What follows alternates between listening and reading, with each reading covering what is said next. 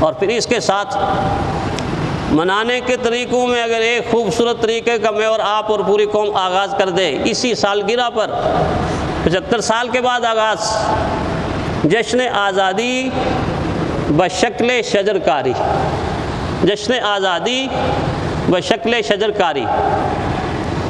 میں اور آپ اپنے گھر پر جب 4-4 5-5 گز کا جھنڈا لگاتے ہیں نا، منع نہیں کرتا، نمایاں عمارات پہ آزادی کے اظہار کے لیے جھنڈا لگانا بہت اچھی بات ہے۔ میرے اور آپ کے لیے تو اتنا بھی کافی ہے کہ ہم پیارا سا چھوٹا سا خوبصورت سا وہ جھنڈا لے کے اپنے دل پہ یہاں لگا لیں، یہی کافی ہے، یہ بھی آزادی کا اظہار ہے۔ لیکن اس بڑے جھنڈے کو جب کاغذ چننے والا ایک بچہ اور ایک بچی اپنے پھٹے لباس کے ساتھ گندگی کے اس ڈھیر سے رزق بھی تلاش کر رہا ہے اور کاغذ بھی چن رہا ہے، اور اوپر جب دیکھتا ہے کہ 5 گز کا جھنڈا لہرا رہا ہے تو وہ سوچتا ہے یہ کتنا خوش قسمت ہے، خوش نصیب ہے کہ اتنا کپڑا تو اس ڈنڈے کو مل گیا۔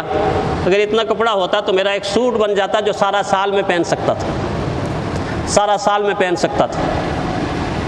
وہ سوٹ اگر بیوہ کے بدن پر آئے گا، اس بچی کے بدن پر آئے گا، اس بچے کے بدن پر آئے گا، اس غریب کے بدن پر آئے گا، وہ سارا سال آزادی کا جشن منائے گا، سارا سال آزادی کا جشن منائے گا۔ مثبت رخ دیں اس چیز کو۔ در و دیوار کو روشن کرنے کو منع نہیں ہے، لیکن دیکھیں تو صحیح، آپ بھی تو اسی ملک میں رہتے ہیں، انہی بستیوں میں رہتے ہیں، میں اکیلا تو نہیں رہتا۔ جھگی والے سے جا کے پوچھیں نا کہ عصر کے وقت کھانا کھا رہے ہو، عصر کے وقت کون سا کھانا کھا رہے ہو؟ تو اس کی اہلیہ، اس کی بہو، اس کی بیٹی ہے، خود کہے گا بھائی مغرب کے بعد اندھیرا ہو جائے گا، اندھیرے میں کھانا کیسے کھائیں گے، اندھیرے میں کھانا کیسے کھائیں گے؟ ہم چاہتے ہیں سورج کی روشنی میں اندر کھانا کھا لیں۔ جہاں لاکھوں، یہ تو میں ایک مثال، یہاں لاکھوں کمرے ایک بلب کی روشنی سے محروم، دیا جلانے کے لیے تیل بھی میسر نہیں، اور بلب خریدنے کی طاقت موجود نہیں، اگر خرید دیں تو بل دینے کی طاقت موجود نہیں۔ آپ ہزارہا دیواروں کو روشن کر دیں، ہزارہا چوکوں کو روشن کر دیں، ہزارہا بلڈنگ کو روشن کر دیں، آپ آزادی کے حقیقی نمائندے نہیں کہلا سکتے۔ اگر جلانا ہی ہے، روشنی کرنا ہے تو بیوہ کی کٹیا کو روشن کر دو، جلانا ہی ہے تو غریب کے کمرے کو روشن کر دو، جلانا ہی ہے، کچھ جلانا ہی ہے تو اپنے دل کے اندر ایمان اور ہدایت کا چراغ جلا دو۔ یہ حقیقی آزادی، یہ حقیقی آزادی۔ اس اعتبار سے جو میں نے مثال دی ایک کہ صبح آزادی، فجر کی نماز ہو، اس کے بعد ذکر و اذکار ہو، اس کے بعد تاریخ کا پس منظر ذہن میں آئے، اس کے بعد ہاتھ بلند کر کے دعا کریں، اس کے بعد تجدید عہد کریں، اور تجدید عہد کرنے کے بعد پھر نکلیں حقیقی آزادی منانے کے لیے۔ موٹر سائیکلوں پہ نہیں، گاڑیوں پہ نہیں، ان چیزوں پہ نہیں، بے شک یہ چیزیں بھی استعمال کریں، لیکن گاڑیوں کا رخ کہاں ہو؟ کچی آبادیوں کی طرف۔ موٹر سائیکلوں کا رخ کہاں ہو؟ کچی آبادیوں کی طرف۔ ان لوگوں کے پاس جائیں، آپ کے ہاتھ میں کھانے کی پلیٹ ہو، آپ کے ہاتھ میں کھجوروں کی پلیٹ ہو، آپ کے ہاتھ میں بچوں کے جوڑے ہوں، بچوں کے کپڑے ہوں، آپ کے ہاتھ میں مریضوں کے لیے ادویات ہوں، آپ کے ہاتھ میں ضروریات زندگی کا سامان ہو۔ جب کسی مریض کے گھر جا کر یہاں ہاتھ ماتھے پہ رکھ کے اس کو کوئی کھانا دیں گے، کپڑا دیں گے، دوائی دیں گے، یا کوئی نقد اس کو پیش کریں گے، تو پھر اس ملک کے اندر جو برکت اور رحمت آئے گی آپ اس کا تصور بھی نہیں کر سکتے۔ اللہ تعالیٰ زمین کے اندر سے رحمت کے دروازے کھول دیں گے، آسمان کے اندر سے برکت کے دروازے کھول دیں گے۔ جو اس وقت بند ہیں، آسمان سے نازل ہوتا ہے تو ہمارے لیے آج کل عذاب نازل ہو رہا ہے، بارش بشکل عذاب۔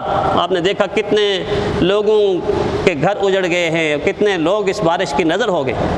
وجہ یہی ہے کہ ہم حقیقی آزادی کا مفہوم معنی نہیں سمجھتے، منانے کا طریقہ نہیں سمجھتے، اور پھر یہ چیزیں بھی لے کے نکلیں، اور وہ چیز اس میں پودا لے کے نکلیں۔ میرا آپ کا جھنڈا گھر کے اوپر 10 دن 15 دن، چلو میں مبالغہ آرائی کر لوں، 6 مہینے میں ہوا کی تھپیڑے اس کو ایسے ایسے کر کے پھٹ جائے گا، گر جائے گا، ختم ہو جائے گا۔ ایک پودا جو آپ زمین پر لگائیں گے، آپ کے بیٹے اس پودے کو دیکھیں گے، اللہ آپ کو خوش کرے، آپ کے پوتے اس پودے کو دیکھیں گے، آپ کے پڑپوتے اس پودے کو دیکھیں گے۔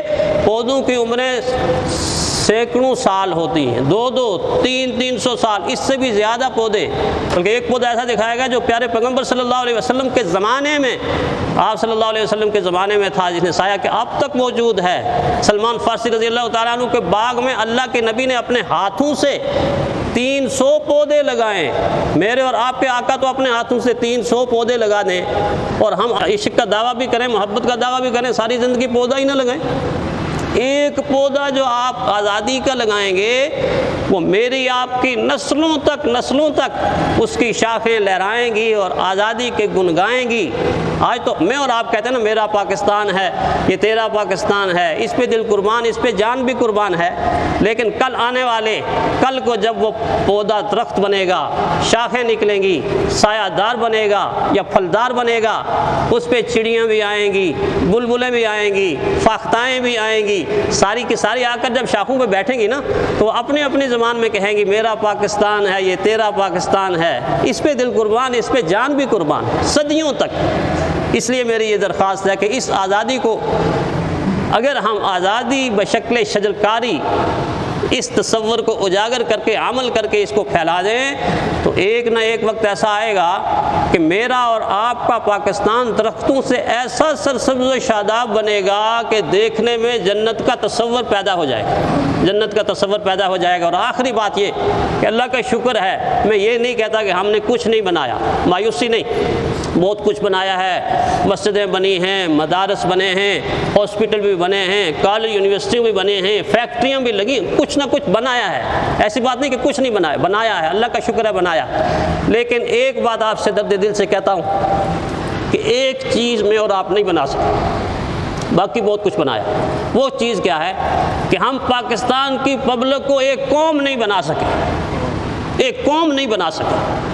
کاش کہ اس سالگرہ پر 14 اگست پر ہم ارادہ بھی کر لیں اور عمل بھی شروع کر لیں کہ ہم نے پاکستان کی بکھری ہوئی قوم کو، جو سیاسی طور پہ بکھری ہوئی ہے، مذہبی طور پہ بکھری ہوئی ہے، لسانی طور پہ بکھری ہوئی ہے، علاقائی طور پہ بکھری ہوئی ہے، اس کا قیمہ بن چکا ہے۔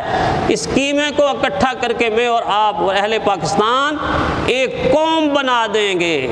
بس یہ کام کرنے والا ہے کہ بہت کچھ اور بنائیں، لیکن سب سے زیادہ اس بات پر سوچیں کہ ہم نے پاکستان کے رہنے والے ہر بچے کو، بڑے کو، بوڑھے کو، ماں کو، بہن کو، بیٹی کو، سب کو ملا کے ایک پاکستانی قوم بنانا ہے۔ اگر یہ قوم ہم بنا گئے تو ہم دنیا کے نقشے پر پہلے نمبر پر آ جائیں گے انشاءاللہ العزیز۔ اللہ تعالی ہمیں ایسا ہی کرنے کی توفیق عطا فرمائے۔